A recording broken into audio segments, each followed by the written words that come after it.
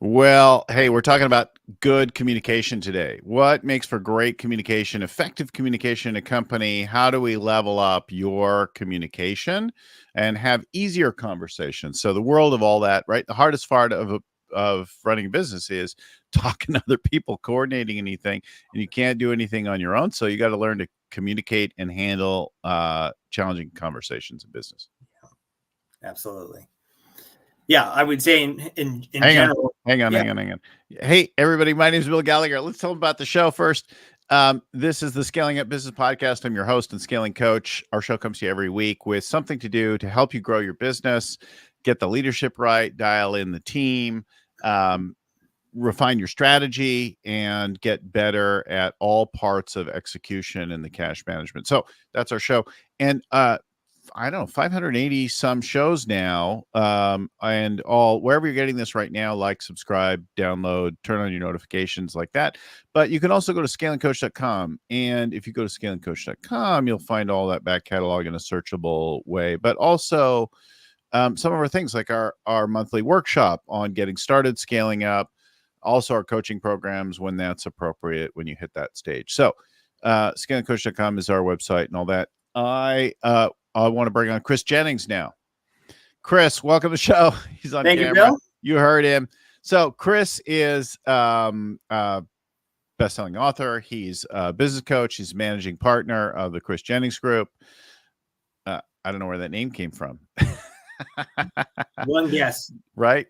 So he's also, like me, I suppose, a recovering triathlete. I think he did his triathlons at a little bit higher level more than I did, but he did a bunch of them. So let's start there, actually. Why did you stop doing them? Why did you start doing them?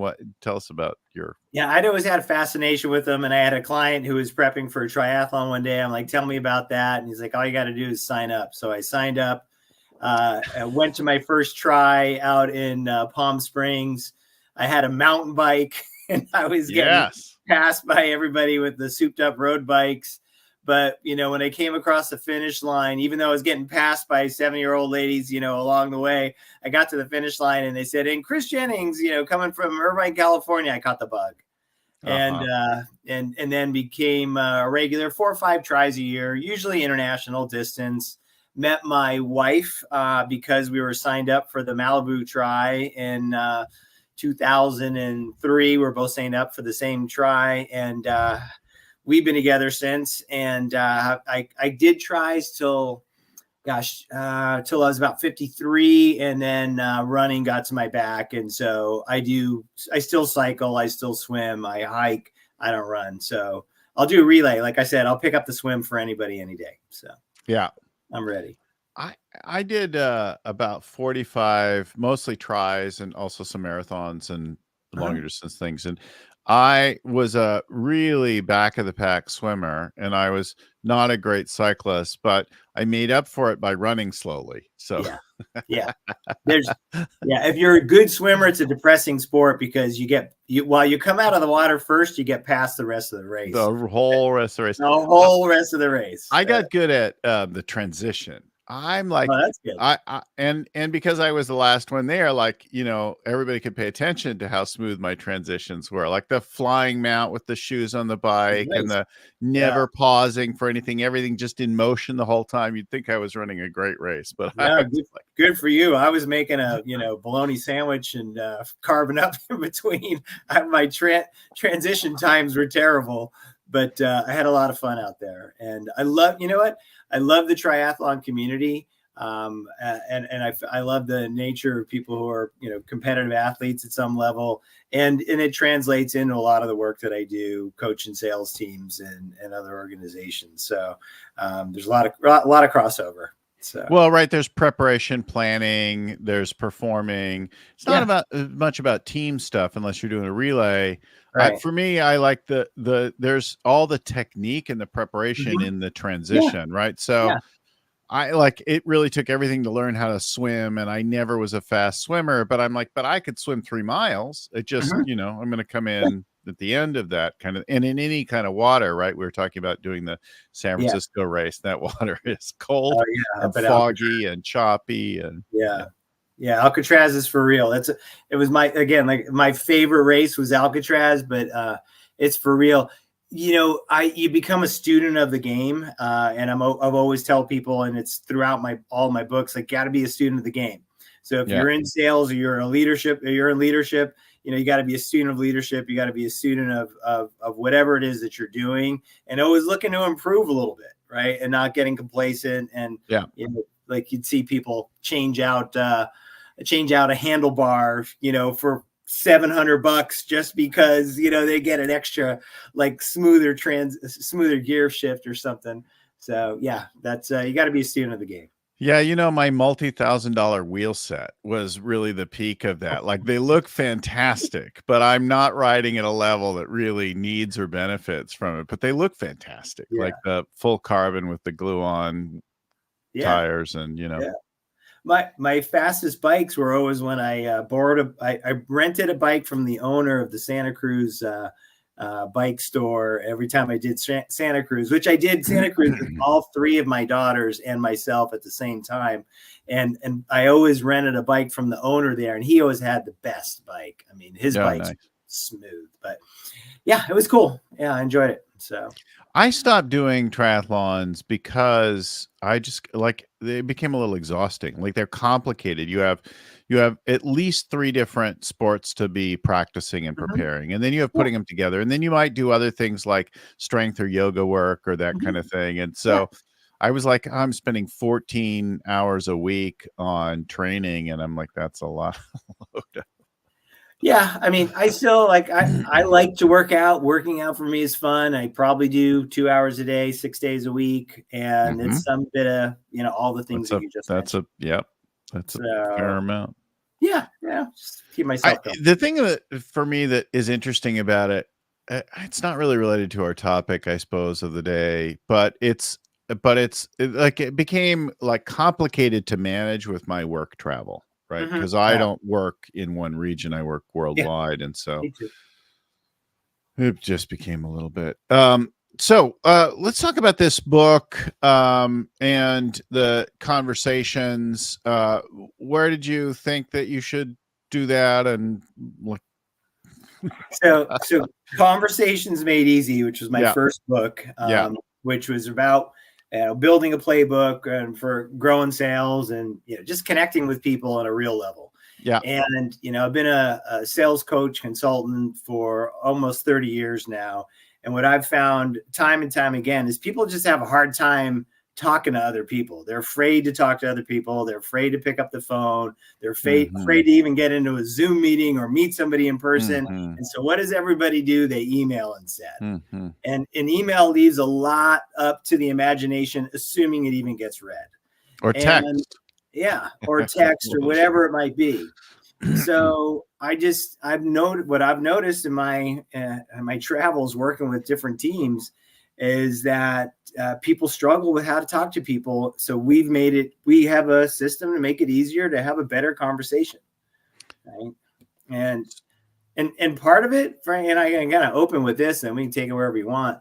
Part of it is just not trying so hard is that people are trying so hard to sound impressive and be smart and not super on top of it. And you're like super informed about everything. But, frankly, that nobody really cares. And the harder you try to sound super smart or impressive or polished, like really the more you disconnect from your audience, then you connect with your audience. And it's interesting. You start talking first about people are concerned. They're afraid, right? To have conversations.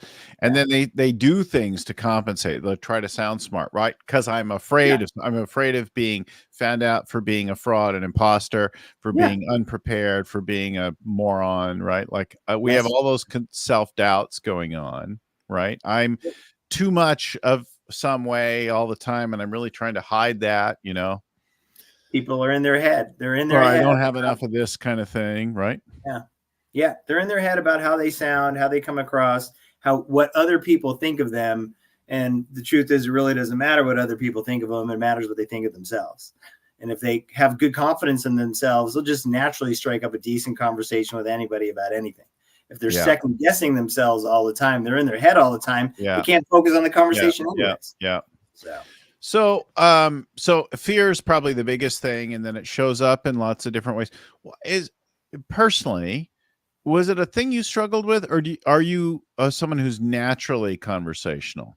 As this is a great question. Like as a kid, and sometimes people are shocked to find this out. I was painfully shy, right? As a teenager, painfully shy, and I got to college. I went to UCLA, and I had a few older friends that seemed to have a way about them of just connecting with people, and so I watched what they did, and I paid attention to them, and then I got early into my career, and I remember. So I'm a speaker. I probably do 100 talks a year, let's say, right?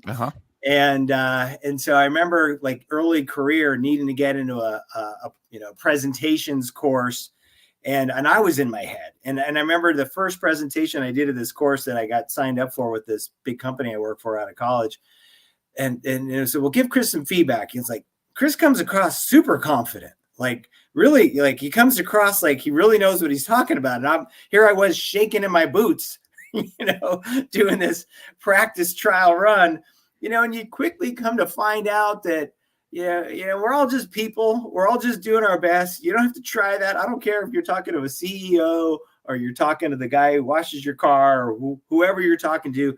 My thing is to treat everybody the same, right? If you always listen. We listen to a lot of recorded calls to like coach conversations. And as soon as I hear somebody switch into professional speak, right, where they're trying to sound on top of it, I'm like, you're blowing it now and you're disconnecting from your audience. So I would say you should, if you're talking to a customer or a prospective customer any differently than you're talking to a buddy of yours, somebody you met at the gym, a friend of yours, somebody you live with, somebody you work with. If you're talking to your customers differently, they're going to notice something's different about the way you're communicating, and it's going to probably reduce the amount of trust that occurs. So I totally get that. You go away in your head for some self-concern or an attempt to be a particular way, and now you're not in conversation. You're not. Yeah. Right? You're trying too hard. You're disconnected. And so, what part of what I'm always listening for, are you paying attention to what people are telling you? Are you listening? Just engage in the conversation. I will not be reading from a notebook today when I talk to you, Bill. I will just be talking to you about whatever you want to talk about, man. And there's no rehearsed script that I've got, nor do I run any of my talks that I would give in an organization with the rehearsed script. I have some outlines that I'm following, but there's a great quote. Charlie Parker says, you practice roughly, I'm not going to say this right. You practice your instrument, you practice, and then you get up there and you just wail. Like you set aside everything else and you just be in the conversation. So all the practice is great, but if you then try to reproduce that faithfully, you'll not give a great performance, right? Yeah. Just like on race day at a triathlon, you can train hills, you can train sprints, you can train all the stuff that you do, but really on race day, you just go out and have a good time on your race, right? Yeah. And, stay focused on what you're trying to do, and you'll be fine. I confessed I did one of the slowest swims. I was a slow swimmer, right? And then and so I had a little dread of that. And then one day, I did the escape race like 7 times, and we went out, and it was beautiful, beautiful morning, like beautiful San Francisco. The race would be like May, June.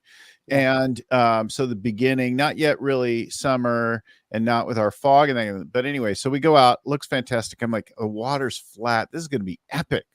Yeah. And I'm so excited about it. And so I get ready. And then before we jump off the boat and into the water, the fog rolls in hard and the wind kicks up. And by the time we jump in, there's chop and a wind in our face, and I can't see anything. I can't see the shore. I got nothing. No, so that's bad.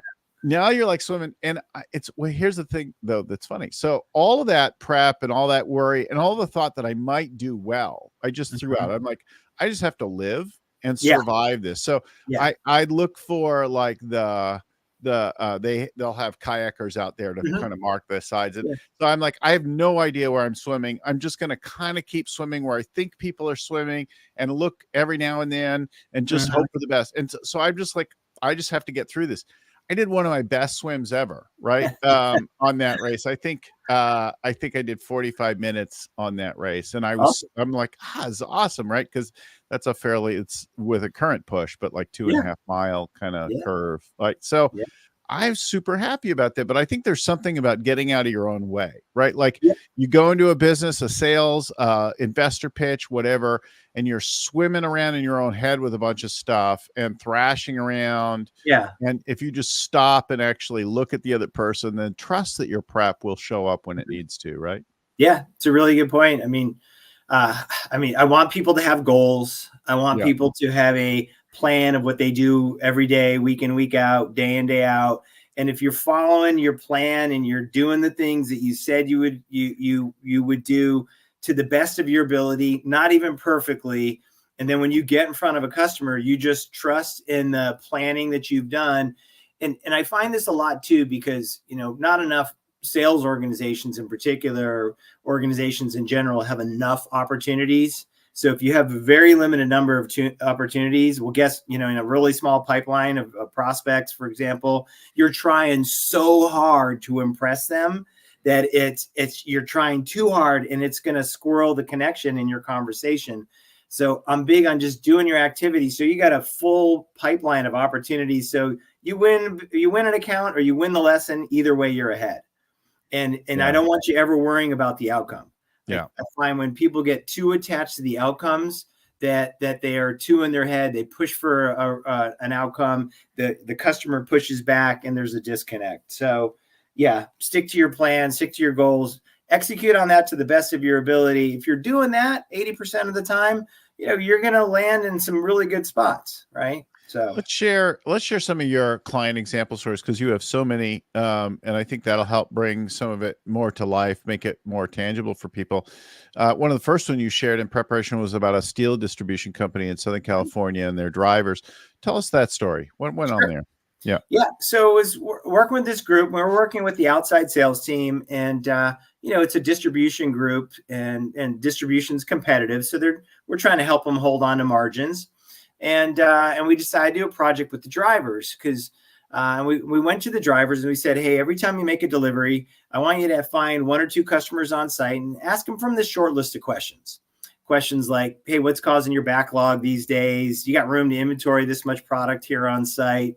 Do you heat treat that before you install it? And what we found were the drivers started to come back with all these interesting opportunities. And I say interesting, these were high margin opportunities, because you sell a piece of steel through distribution, you're looking at 25 points of margin, give or take a little bit.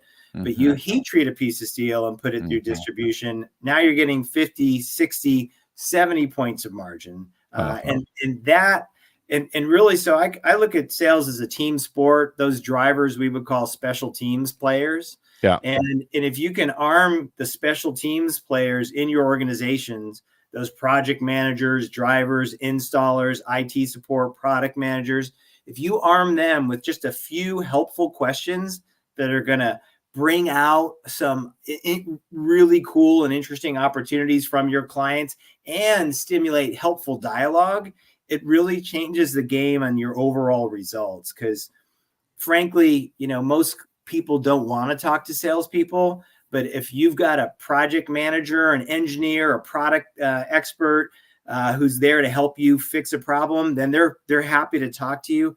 And a lot of sales opportunities and a lot of great conversations are missed because that's not targeted in a helpful, thoughtful way. So if you can arm your special teams groups with some good questions to talk to the customers, I think it's going to help your company get your arms completely around that customer at all levels: sales, drivers, installers, etc. Here's what I think is interesting about this example, because we all have frontline people that are talking to people, like service, product, like whatever. There's a driver, there's customer service, there's performance people, there's all kinds of folks that are having some interaction, and so there's going to be some conversation, but it could be entirely social or accidental. Like, I'm going to just talk about whatever, and fine, talk about the weather, the traffic, the events of the day, sports outcomes, things like that. But if you also then bring some intentional conversations, how are things going around with you? How are things in your in this area? How are things in your industry? Like, do you have this inventory? How's the operation going? Like, Yeah. those kinds of conversations, adding after the social bit, a little bit of intentional like thing to appreciate the other person's world, right? Yeah. Pretty Yeah. useful. Taking an active interest in your customers and in the Yeah. situations that they encounter on a regular basis. Yeah. And then arming your team with some, thoughtful questions to bring up.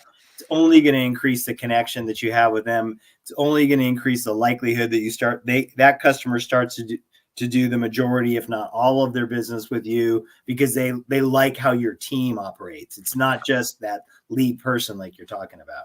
The other thing I think operationally that's missing, so you got people talking, now you've given them some intentionality, is looping back. So what did you hear today? Like, collecting that intelligence back and sharing it collectively with the wider team and across the company is also often missing. Huge. So we built, so we would call that one of our handoffs. We've got 2 books out, Conversations Made Easy and the Client Retention Matrix, which, by the way, we've offered to your listeners for free. They're just going to handle shipping at our website, chrisjenningsgroup.com. We'll put the link up at the end. Yeah. So put the link up for your listeners. They can click. All they got to do is cover shipping.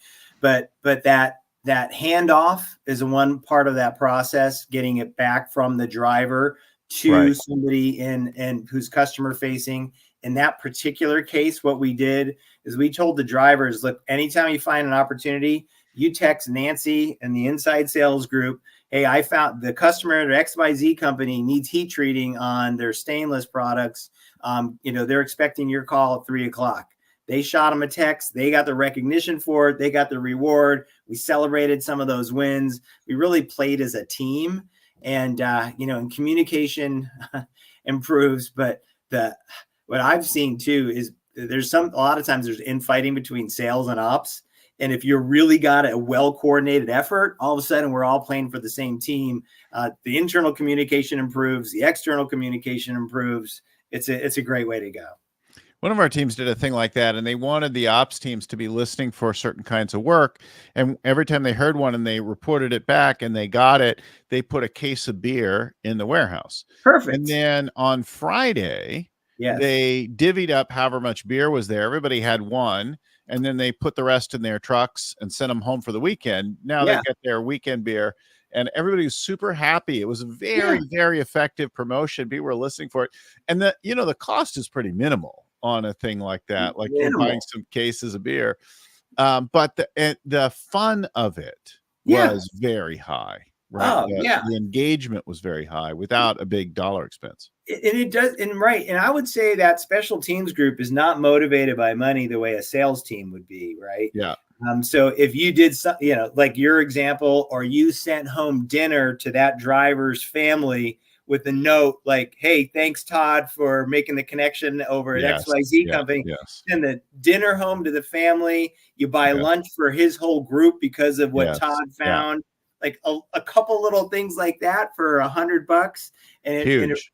And it's really amazing. It's a fun thing to watch. So, Well, it's really great. So getting people who are naturally having conversations but have more intentional conversations and looping that back into the team is really that. Talk about Derek's company and the work that you did there.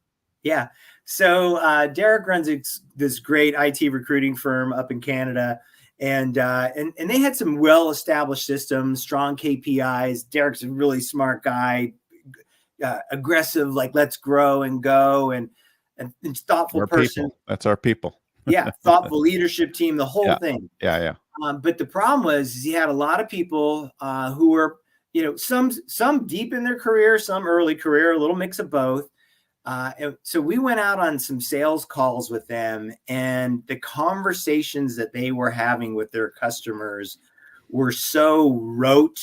they were so descriptive of all of the wonderful things that we do as an organization. And look, Derek's got great things that he does as a company, but they weren't really talking to the customer.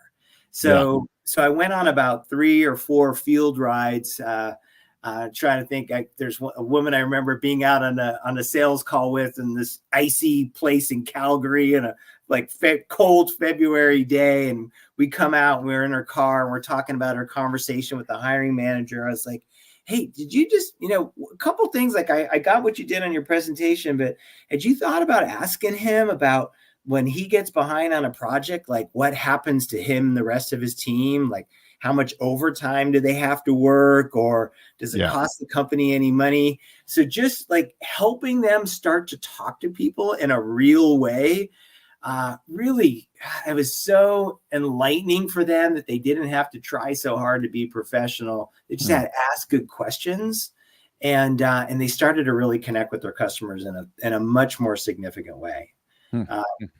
The other aspect of it too was just in reaching out to new people, and people freak out. Okay. So people freak out when you got to call somebody new, and so we just took the temperature down and gave them some like sort of off color, things to say that were more relatable in terms of, look, I'm going to imagine you get calls like this regularly all the time. This is probably a long shot at best, but I thought on the off chance there's anything we could do to help you, I should at least reach out to you, tell you what I'm up to, maybe ask you a couple of questions. I'll let you decide if we should be talking or not. And just a little bit of that theme of a more casual tone to the conversation change the game, where their appointment numbers go up. They've done phenomenal. I can't say enough good things about what Derek's done with that company and the people. It's interesting. You model that right there. And I hear 2 things in it. One, I hear like creating some self-deprecating, some room. It's it puts it at ease, but you're not doing it as a truly insecure person. So I could say the same words coming from, you probably don't want to talk to me. I don't like it. Or listen, I don't know, like I'm kind of free and easy. Like you probably don't want to have this. You probably get a lot of conversations like this. I come from it from a different places. The energy is really different, right?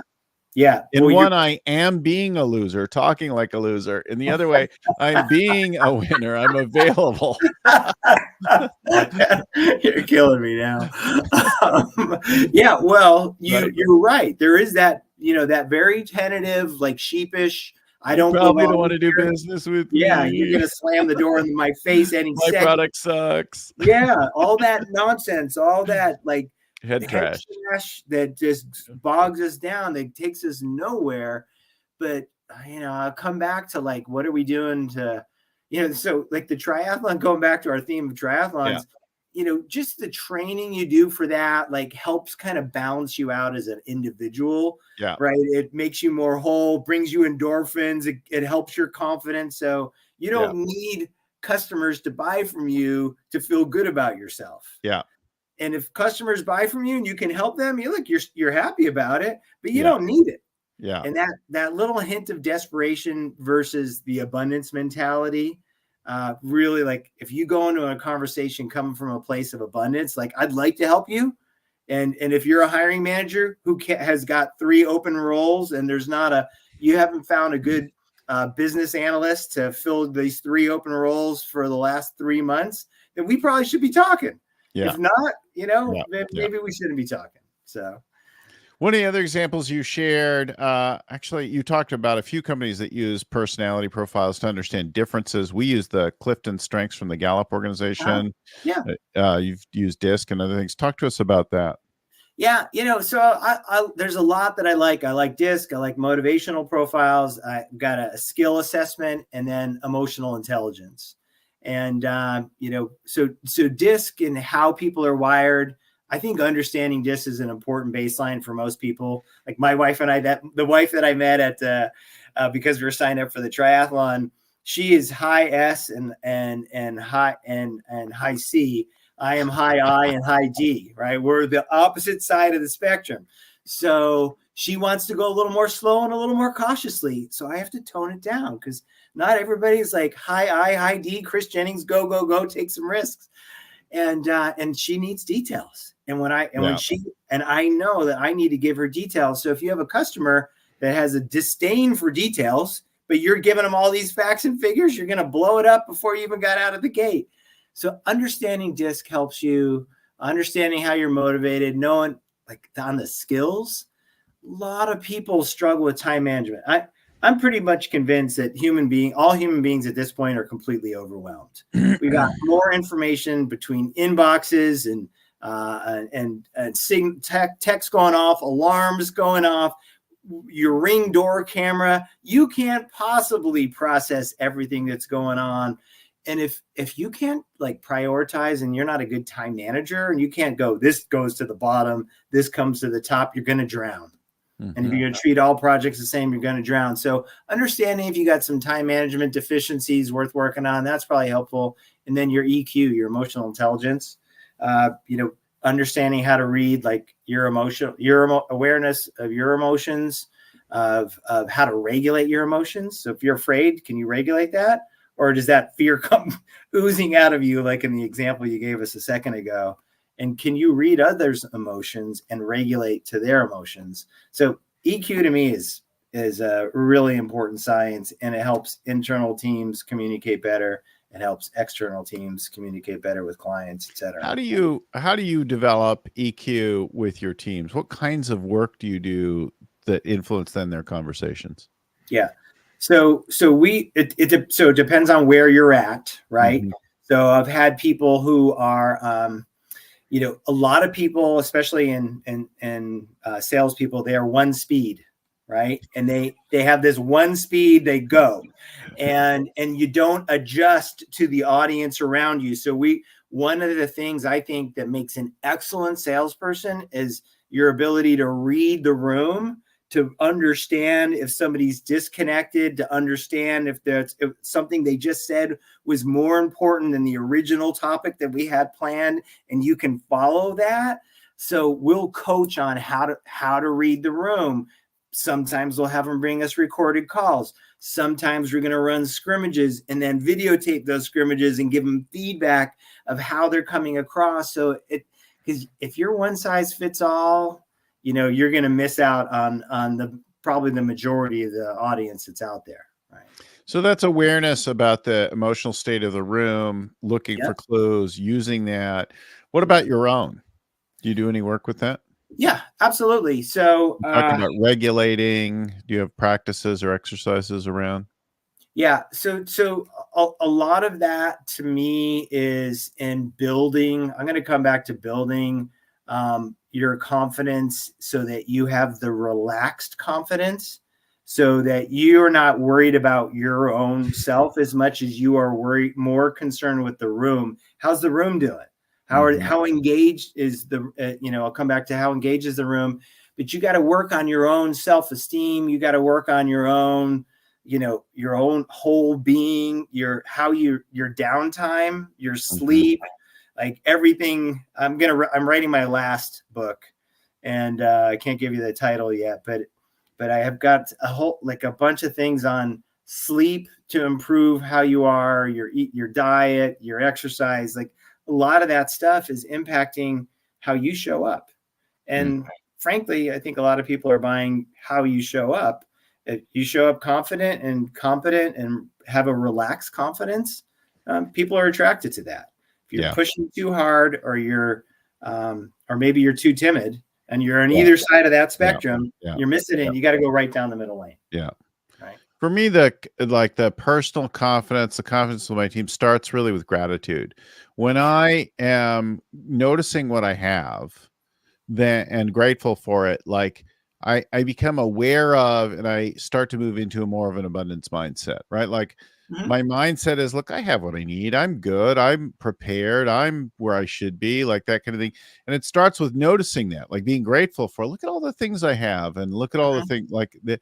And then I start to come from that. And now I'm really like relaxed, easy, and I'm confident about it. I'm not feeling insecure. I'm finding ways to set aside and deal with any neediness before I get in the conversation. Right. Yeah. I think the other thing though, that occurs for me, and I'm curious how you would deal with this, but inevitably we can get triggered, right? Things come up in a conversation and then suddenly we're back in like a needy or scarcity place or whatever. For me, I'm always thinking to myself, don't try to suppress it. You just got nervous, afraid, like whatever. I'll try to like locate the feeling in the body. I'll try to like welcome it, notice it. If at all possible, I might even speak it, like name it, like, oh man, I just got distracted by a whole thing I'm worried about. Yeah. I don't even just say what it is, but I could just acknowledge that I just disappeared from the conversation. And then I can kind of come back in, right? So letting any emotion arise, fear, anxiety, like whatever it comes up, or as frequently with me, like I can be like moved by something and then cry in a business setting. People are like, oh crap. Yeah. Not long, but just like I a understand. moment of getting teary eyed and I like, but I don't hang on to it, right? I don't stay. It's like there and it's gone like in a minute. And I think that's a thing that people don't realize. It's like they'll try to push it down instead of like the regulating, you got to notice it and then move it. So I don't know if you do anything particular with that, like along those lines, but well, the one example that I see come up a lot is in price negotiations. So you talk about fear, right? So, and 2 hours ago, I was on a call with a customer of ours, and we were in it's our second call with them, and we had sent him a little SOW, and he's redlined out our pricing and replaced it with his desired pricing. And that didn't bother me. I said, hey, Tristan, I like how you redlined our proposal. I said, that's a good strategy, man. And where'd you pick that up? And we just had a little friendly banter around it. And I explained the difference between why it would be, this price versus that price. And we're happy to do the work for either, but here's the services that we get pulled out. My point on that is I didn't get flustered because the guy asks for a different pricing. Like, but what I see the most is like almost everybody every group I've ever worked for, people are so triggered when a customer says, hey, I would like a discount. Yeah. And I always say, like, I think prospects feel obligated to ask for discounts. It doesn't mean that they expect to get them. Right. And some people are just wired with, I'm always going to ask, I have to ask. And, like, I don't expect it, but other times people really want it. Like I've had people pushing like, well, could you do it for this? I'm like, sure. What are we going to give up? We'll take some things out. Exactly. Yeah. And that's fair. Right. So in this case, I said, Tristan, we built this, if we do all this work, but if we don't do that, we give all that to you to do. Yeah. We don't mind. We're going to go to this price and it's fine. But like you were saying, it's like, you don't want to get triggered by this stuff. Yeah. I think one of the ways you also don't get triggered, I love the idea of gratitude. I love the idea of having a spiritual practice in general. And so that, having some like a bigger purpose to what's going on. But also just going through the cycles enough, having enough meetings with people, having enough calls, calling a customer that's maybe too small for you and doing a practice call. As you practice having like these kinds of conversations with somebody you're not that worried about, you find your natural rhythm, and then you can go just act that way with everybody, and you're going to be fine. Yeah. It's really awesome. We've covered a lot of great things here today. Well, you had one other story that I thought was useful. You were talking about Jeff's team, and maybe useful. Yeah. So Jeff's team, he contacted us. Market research firm, research firm, right?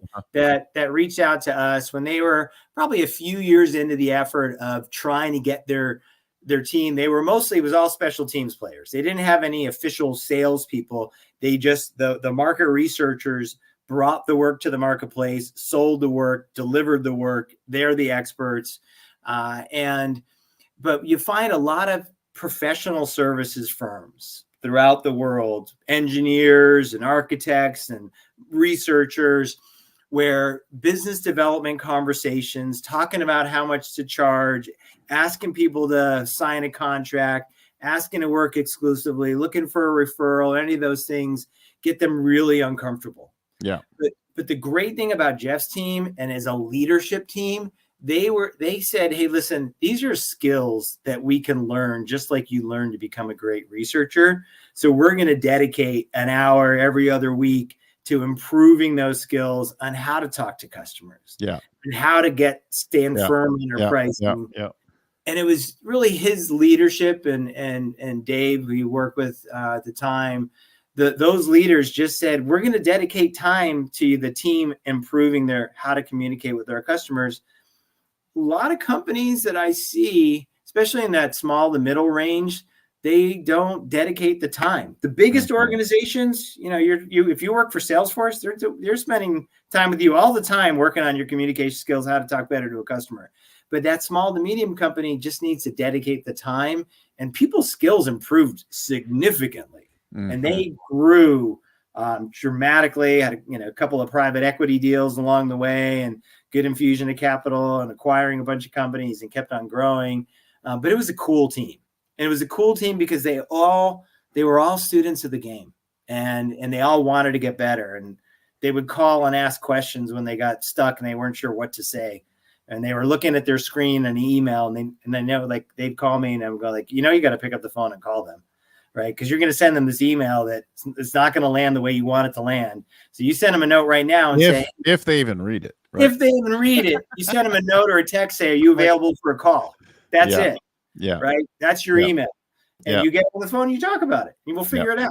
So, but they did awesome. Well, I love in that in particular, you reference or you imply like role play as a form of practice. So we're going to practice. How do you practice and develop skills in conversations? You have to practice them. You have them. So we do it all the time. We're like, okay, you got to make a pitch to a presenter, a board, a customer, whatever, or an employee team.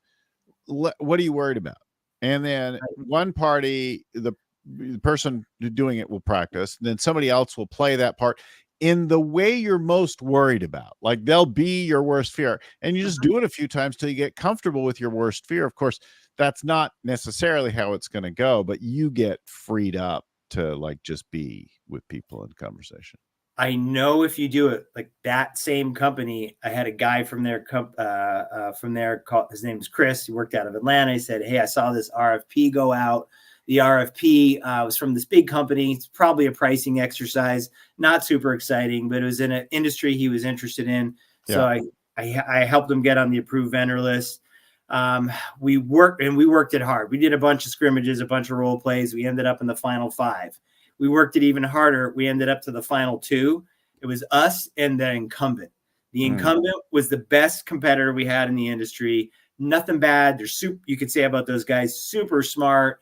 And it was a $13 million a year piece of business, which we took from the incumbent. And I will guarantee you the reason we took that piece of business is the incumbent mailed it in, figuring it was a renewal. We've been working with this client forever, and they mailed it in, and we outworked them in advance. We had several scrimmages of how do we go from purchasing to business. Yeah. And so that, but Bill, the reality is people get uncomfortable with it, and they don't dedicate the time. Right. If you don't dedicate the time, and the leadership doesn't say, hey, everybody, this is something we're going to do, right? Practicing how to talk to customers is something we're going to do once a week, once a month, whatever it is. And work through the discomfort, and you're going to be a lot better. So, well, that's a good place to leave it. Chris Jennings, chrisjenningsgroup.com. Chris, thank you for joining us today. If you go to Chris's website, we'll put it up on the screen. We'll put it in the show notes also. He's got some free books that you can get there, and it got some special offers for you. So go to chrisjenningsgroup.com to talk to Chris and find out more about what his team does. You got it. Yeah, I hope people enjoy the books. Like I wrote it because someday I won't be here doing this, and and read it all out into Audible and the whole thing. But we're happy to spot some people, some books, and we hope they take advantage of it. And Bill, I love what you're doing. I enjoyed the conversation, and you're done with tries also, or? I'm done. I've been focusing more on surfing, and in particular wing surfing today, a kind of hydrofoil with a wing. So very cool. All right. Well, if I tempt you, I'll let you know. So Ryan Cook on my team and he said he would join me in that swim from Corsica to Sardinia. So whenever we get it scheduled, I'll tempt you, and I'll let you know if you want to get back in the water and at least be part I'll come help with your boat crew. I've never. Sardinia is one of the places I've never been to, and I have ancestors from Sardinia, so I'd love to go. So do I. Yeah, Yeah. I was there 2 summers ago, and we were in Corsica this past summer, and so it's doable. I can You see like it. I can you swim can to it. see it, So, you can feel it. yeah. Well, big thanks, as always, to my friend and mentor, creator of the whole Scaling Up book and framework, Vern Harnish, who did that, and the Rockefeller Habits that came before it. Awesome. And then to the folks at Storyon, who produce our show each week, Christelle, Seth, Cameron, and team, thank you all for helping us get the show out. Thanks again for everyone for watching, for listening. If you're looking for stuff about our programs and coaching and workshops, we got at least one every month. Go to scalingcoach.com. Scalingcoach.com is our website. And of course, you can like, subscribe wherever you are right now, give a review, share the show with somebody else, all that stuff. We love it. Thanks again, everyone, for watching, for listening. Until next week, keep scaling. All right. Thanks, Bill.